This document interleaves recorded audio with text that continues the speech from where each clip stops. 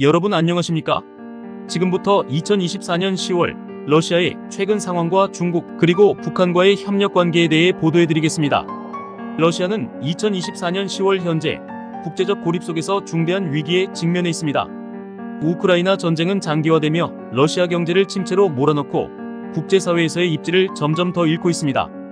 경제 제재로 인해 외환 부족, 에너지 수출 감소, 그리고 군사적 자원 부족 문제가 심화되고 있으며 푸틴 정부는 전쟁을 지속하면서도 국내 불안과 국제적 비판에 직면해 있습니다.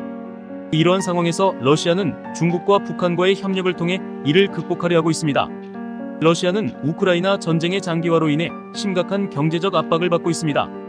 국제 제재로 인한 에너지 수출 제한, 금융시장 차단 등은 러시아 경제의 성장 가능성을 크게 위축시켰습니다. 러시아가 주요 수출국이었던 유럽이 에너지 의존도를 점차 줄이면서 러시아는 새로운 시장을 모색해야 했습니다. 이에 러시아는 중국과의 협력을 통해 천연가스와 석유를 수출하며 외환을 확보하려 하고 있습니다. 그러나 이러한 조치만으로는 충분하지 않으며 푸틴 정부는 국내 경제를 회복시키기 위해 군사비 지출을 줄이지 않고 있어 경제적 고립이 더욱 심화되고 있습니다. 중국은 러시아에게 중요한 경제적 파트너로 떠올랐습니다. 중국은 국제사회에서 러시아의 주요 동맹국으로서 러시아의 에너지 자원을 수입하고 군사 및 경제 협력을 통해 상호 이익을 추구하고 있습니다. 특히 2024년 10월 푸틴과 시진핑의 정상회담에서는 에너지, 경제, 군사 협력을 더욱 강화하기로 합의했습니다. 중국은 서방의 견제를 받는 가운데 러시아와의 협력을 통해 국제 질서에서 자신의 입지를 확대하려고 합니다. 그러나 중국 역시 러시아와의 협력에서 어려움을 겪고 있습니다. 러시아가 우크라이나 전쟁에서 고립될수록 중국은 서방과의 관계에서 더 큰 갈등을 초래할 수 있습니다. 특히 미국과의 경제전쟁, 대만 문제 등 여러 외교적 도전 속에서 러시아와의 관계 강화가 중국의 전략적 이익에 반드시 유리한 것만은 아닙니다. 그러나 현 상황에서 중국은 러시아와의 협력 없이는 자국의 경제 및 군사적 목표를 달성하기 어렵다는 것을 인식하고 있습니다. 북한의 러시아와의 협력은 군사적 차원에서 크게 부각되고 있습니다. 최근 보도에 따르면 북한은 약 12,000명의 병력을 러시아에 파견할 준비를 하고 있으며 이 병력은 우크라이나 전쟁에서 러시아군의 전력 부족을 보완하는 데 사용될 예정입니다. 북한은 2,000달러의 보수를 받는 계약으로 러시아에 병력을 제공하고 있으며 이 대가로 러시아로부터 핵 및 미사일 관련 군사기술을 제공받을 것으로 예상됩니다.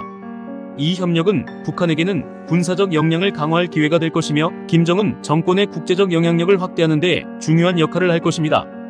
북한의 병력 파견은 과거 북한이 다른 국가들과 협력했던 방식과 비슷합니다. 베트남 전쟁과 용키프르 전쟁에서 북한은 군사 인력을 제공하며 자국의 군사력을 테스트하고 기술을 발전시켰습니다. 이번에도 러시아와의 협력은 북한에게 전쟁 기술을 익히고 자국의 군사 역량을 강화하는 데 중요한 기회로 작용할 것입니다. 러시아는 국제적 고립에서 벗어나기 위해 북한과 중국과의 협력을 강화하고 있지만 이는 장기적으로 큰 제약이 있을 수밖에 없습니다. 러시아가 서방의 제재를 벗어나지 않는 한 경제 회복의 길은 험난할 것이며 군사적 부담도 지속될 것입니다. 중국과 북한과의 협력은 러시아에게 중요한 활로를 제공하지만 이들 국가도 자신의 이익을 최우선으로 두고 있어 러시아가 기대하는 전면적 지원은 제한적일 수밖에 없습니다. 중국은 러시아와의 협력을 통해 에너지 공급을 확보하고 군사적 동맹을 강화하려 하지만 동시에 서방과의 경제적 관계를 완전히 단절하지 않으려는 복잡한 전략적 계산을 하고 있습니다. 북한은 러시아로부터 군사기술을 제공받으며 전쟁 경험을 축적하려 하지만 북한 병력의 전투력이 얼마나 효과적일지에 대한 의문은 여전히 남아있습니다. 또한 북한의 파병이 가져올 국제적 비난과 외교적 고림 역시 고려해야 할 부분입니다. 결론적으로 러시아는 중국과 북한과의 협력을 통해 국제적 고립을 극복하고자 하지만 이 전략은 근본적인 한계를 가지고 있습니다. 러시아가 우크라이나 전쟁에서 고립되고 서방의 제재가 강화되는 상황에서 중국과 북한과의 협력은 중요한 숨통을 틔우는 역할을 할 수 있지만 이는 장기적 해법이 되기에는 미흡합니다.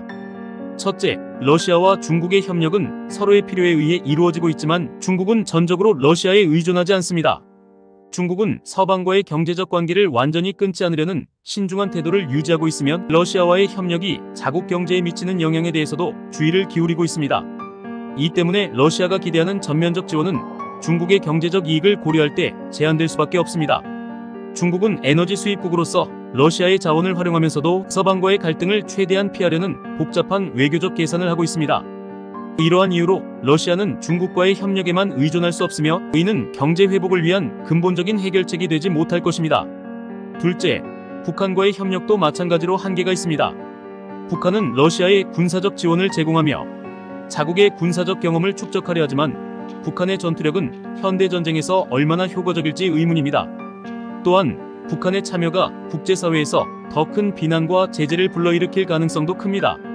북한의 군사 파병은 러시아가 전장에서 직면한 인력 문제를 해결하는 데 도움을 줄 수 있지만 이것이 전쟁의 판도를 바꾸거나 러시아의 군사적 실패를 회복시키는 데는 미약한 역할을 할 것입니다.